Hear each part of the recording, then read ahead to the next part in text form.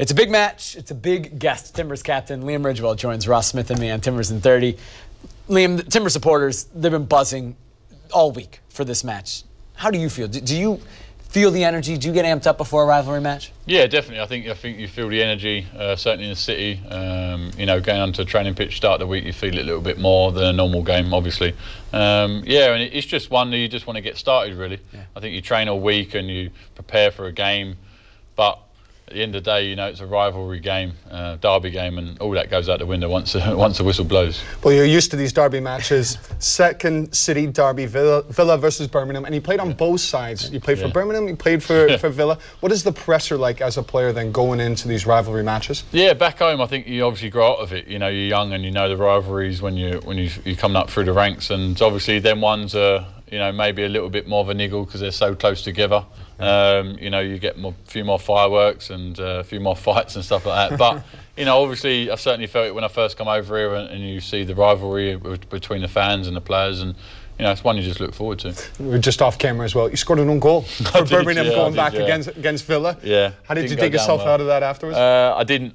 People still don't let me dig it out myself out now, that's for sure. So, yeah, difficult day. I was captain, obviously, on the day as well for Birmingham after moving from Aston Villa, and then, obviously, scored the own goal as well, and come off my knee and went in and went up the other end, tried to score myself, and one got cleared off the line. So I tried to redeem myself, but we lost on the day. It was obviously a disappointing day. Well, do you see a difference in characters in the players in your team going into these big matches, big occasions? Do you see a difference in players? I mean, every player, you know, to say you see a difference is obviously tough because every player is wanting to win every single week and certainly to put himself out there and make sure the team wins. But, you know, there's something just a little bit special with rivalry games and big games, and you certainly see something different in these sorts of games, sending offs or bookings or tackles that go in, and there's sometimes, you know, let go a little bit more, but, you know, everyone's looking forward to it, and, you know, hopefully we can win the game. You told us just before we started recording that it meant a lot to you coming over to MLS to be involved in a rivalry, to be with a team where you had it. It was one of your first games. Your first game, right? Was the game up in Seattle a few years ago.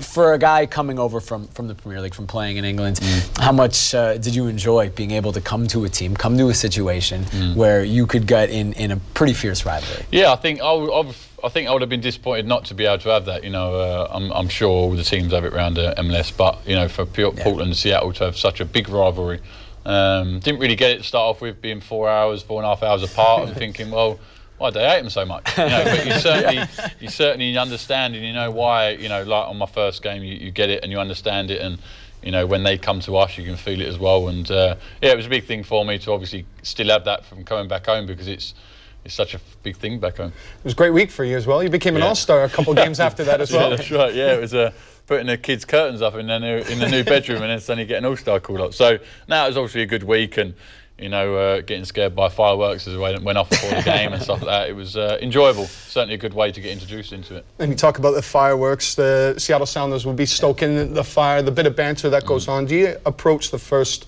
opening minutes to a match any differently going against the Seattle Sounders than you would another team? No, not really. I think it's more just to keep your head. I think obviously the crowd is a little bit louder. Obviously you get more of a crowd and maybe make a little bit more noise. We get it every week at home, so it's obviously it's easy for us.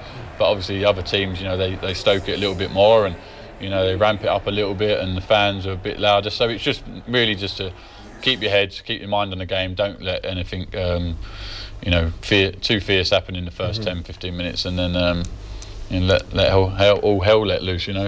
Enjoy the game. Let's look now at the Western Conference standings heading into this match, the first of 3 in MLS play between Portland and Seattle. Timbers on 18 points are in 5th place in the Western Conference, but just 1 point behind a 3-way tie in 2nd. Sounders have struggled a bit after winning MLS Cup last year. 3-5-4, 13 points below the red line, currently in 8th place. Timbers on this rivalry match is our Advocare training report.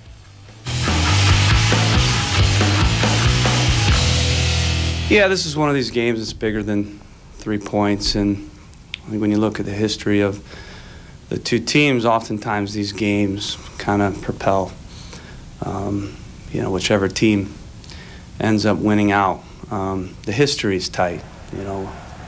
We don't like the Sounders, but we have a lot of respect for their coach, their coaches, their players, just like we do all good clubs. But we definitely don't like them. Yeah, definitely. This is one has a little bit more bite to it. You know, it's a little bit more of a fight, and we know that this is a big one for us. For me, it's just such a great experience. Rivalry matches are always one you want to win. There's a little bit of emphasis on that you have to win, and for us, we love that. We thrive under the pressure, and we always like to beat Seattle. So yeah, it's a special one for me, and I'm sure it'll be a special one for the boys. Ross, local forward stores look ahead on the Seattle Sounders. The headlines are already being written. 2015 champs against the 2016 champs. And the temperatures are already beginning to rise. Conveniently, the Seattle Sounders were given their rings, championship rings, this week. And Brian Schmetzer has come out in the media questioning whether Timber Joey is an actual lumberman, was his words. He is. He is, as Liam Ridgewell will tell you. You don't mess with Timber Joey, but still plenty of main features in this team. Clint Dempsey, Nicholas Ladero, Osvaldo Alonso. But I want to look at secondary characters. This, for me, Jovan Jones is one of the best left backs in the league. He can get up and down. Christian Roldan, perhaps one of the most reliable center midfielders who is up and coming, continues to do his job routinely, game in, game out. He's a nice piece beside Alonso. And then finally, Jordan Morris. Last year's Rookie of the Year. He's coming into his sophomore year. He plays wide of the midfield, but can also play up top. Expect him to play up front this Saturday. Plenty of pace to run in behind. Just that finishing touch isn't always there. But like I said, they've got plenty of pieces that can hurt you. Haven't quite done it this year, but that whole stoking the fire. You enjoy it? I do. I enjoy it a lot. I think, like I said, I was surprised I didn't give the rings out on the game day and leading up to it. But no, I think you expect it, and you know, people ask the questions to make sure that you put a little bit more fire on it. So yeah, no, I enjoy it for sure. Last two MLS Cup champs. How much does that add to the rivalry? I mean, they copied us, so that's right. It's like, you know, done it after us. No, I think it's a good thing. I think, you know, it shows certainly in Northwest. You know, I've got that right? Yeah. Perfect. So, you know, it shows that our two certainly good teams that are, you know, certainly showing how good they are, and certainly organisations of how far they've come in winning it. For ourselves, certainly in Seattle doing it last year.